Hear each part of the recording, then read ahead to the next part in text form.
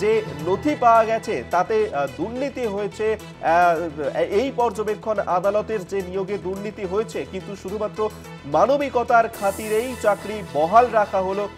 আজ রায় ঘোষণাতে এমনটাই জানিয়ে দেওয়া হয়েছে কলকাতা হাইকোর্টের ডিভিশন বেঞ্চের পক্ষ থেকে।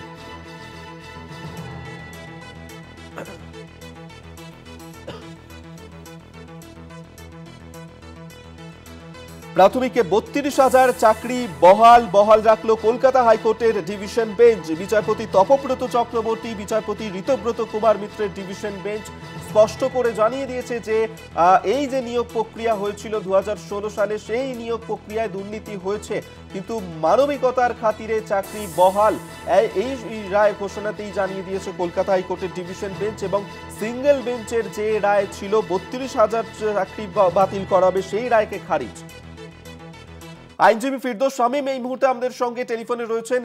ফিরদৌস বাবু, আজকে কলকাতা হাইকোর্টের ডিভিশন বেঞ্চ রায় ঘোষণায় স্পষ্ট করে জানিয়ে দিয়েছে যে প্রাথমিকে 32,000 জনের চাকরি বহাল রাখা হলো, নিয়োগে দুর্নীতি হয়েছে, শুধুমাত্র মানবিকতার খাতিরেই এই চাকরি বহাল রাখা হলো। না দেখুন, এখনো পর্যন্ত এই যে বহাল থাকবে এটা বলা যাচ্ছে না। তার কারণ হচ্ছে আরো অনেক রিট পিটিশন সেগুলো সিঙ্গেল বেঞ্চে পেন্ডিং। আজকে মহামান্য বিচারপতি সিঙ্গেল বেঞ্চে সেই রায়টাকে স্যাটিসফাইড করলো যেখানে মূলত অ্যাপটিটিউড টেস্টের উপর ভিত্তি করে রায়টি হয়েছিল। এছাড়াও র্যাঙ্ক জাম্প থেকে শুরু করে লেস মেরিটেড ক্যান্ডিডেটের চাকরি দেওয়া, এখনো পর্যন্ত প্যানেল পাবলিশ না হওয়া, বিভিন্ন পয়েন্টে মামলা সিঙ্গেল বেঞ্চে পেন্ডিং। যারা সিঙ্গেল বেঞ্চে মামলা পেন্ডিং ছিল তাদের মধ্যে কিছুজন ডিভিশন বেঞ্চে ক্যান অ্যাপ্লিকেশন করে বলেছিল যে দেখুন আপনারা এই মামলাটা এটা অ্যাডজুডিকেট করছেন, কিন্তু সিঙ্গেল বেঞ্চের যে মামলা যদি মানে শুনতে হয় পুরোটা শুনুন, না হলে সিঙ্গেল বেঞ্চের যে মামলা সেটা যেন আনএফেক্টেড থাকে। আজকে মহামান্য বিচারপতির রায় দিয়ে সেটাও ক্লিয়ার করেছেন, যদিও আমি রায়ের পুরো কপিটি এখনো আপলোড হয়নি বলে এখনো দেখিনি, কিন্তু আমি যখন জিজ্ঞাসা করি মহামান্য বিচারপতিদের যে বেসিক্যালি আমি সাবমিশন করেছিলাম যেটা যে আমরা ক্যান অ্যাপ্লিকেশন করেছিলাম সেই রিট পিটিশনের সাপেক্ষে, সেগুলো তো বেসিক্যালি তাহলে এফেক্টেড হয়ে যাবে। তখন তিনি বললেন যে না, ইন্ডিপেন্ডেন্টলি সেগুলো সিঙ্গেল বেঞ্চ শুনবে, অর্থাৎ সিঙ্গেল বেঞ্চ আবার পরবর্তীতে এই রিট পিটিশন গুলো শুনবে, তারপরে সেটার উপরে নির্ভর করবে কি হবে না হবে। ফিরদৌস বাবু, আরেকটা বিষয় জানতে চাইবো যে এই যে কলকাতা হাইকোর্টের ডিভিশন বেঞ্চ আজকে এই যে রায় ঘোষণা করেছে 32,000 জনের চাকরি বহাল রাখা হলো, এরপর কি এই সিদ্ধান্তকে চ্যালেঞ্জ যেগুলো আছে সেগুলো অ্যাডজুডিকেটেড হবে, যেগুলো রিট পিটিশন পেন্ডিং ইন্ডিপেন্ডেন্টলি সেগুলো অ্যাডজুডিকেটেড হবে, তারপরে দেখা যাবে। ধন্যবাদ। এখন সিঙ্গেল বেঞ্চে মামলা পেন্ডিং থাকবে, অন্যান্য মামলাগুলো। ধন্যবাদ আপনাকে। আইনজীবী ফিরদৌস শামীম আমাদের সঙ্গে টেলিফোনে ছিলেন। অর্থাৎ এই যে রায় ঘোষণা করা হয়েছে কলকাতা হাইকোর্টের ডিভিশন বেঞ্চের সেই রায়, এবং সেই রায় মূল আবেদনকারীরা তারা সুপ্রিম কোর্টে ফের দ্বারস্থ হবে এবং সেখানে আবেদন জানাবে তারা কলকাতা হাইকোর্টের ডিভিশন বেঞ্চের রায়কে চ্যালেঞ্জ করেই সুপ্রিম কোর্টের দ্বারস্থ হবেন মূল আবেদনকারীরা। তবে কলকাতা হাইকোর্টের ডিভিশন বেঞ্চের এই যে সিদ্ধান্ত, সেই সিদ্ধান্তকে নজিরবিহীন এমনটি কিন্তু বলছেন এই 32,000 যে প্রাথমিক শিক্ষক যাদের চাকরি থাকবে কিনা তা নিয়ে প্রশ্ন উঠেছিল।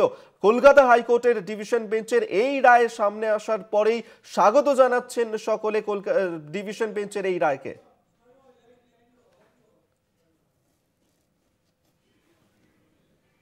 চুরি হয়েছে, কিন্তু বিচারপতির রায়ে যেটুকু আমি শুনতে পেরেছি তাতে উনি যে মত প্রকাশ করেছেন যে কিছু অন্যায়ের জন্য যারা অন্যায় করেনি তাদের শাস্তি দেওয়া ঠিক হবে না যতক্ষণ না পর্যন্ত নিশ্চিত হতে পারছি যে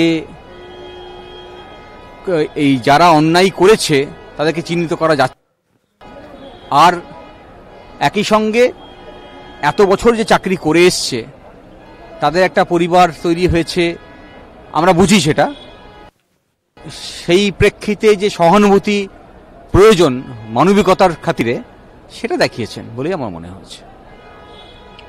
এই বিষয়টাকে আপনি কিভাবে দেখছেন যে যারা মূল আবেদনকারী তাদের দাবি হচ্ছে যে যেখানে বিচারপতি আদালত বলছে যে দুর্নীতি হয়েছে, পাশাপাশি মানবিক গ্রাউন্ডটাও তিনি দেখিয়েছেন, যে কোনো এখানে মানবিক গ্রাউন্ডটা অগ্রাধিকার পেল কিন্তু দুর্নীতিটা পেল না, এটা হচ্ছে তাদের দাবি। কি বলবেন?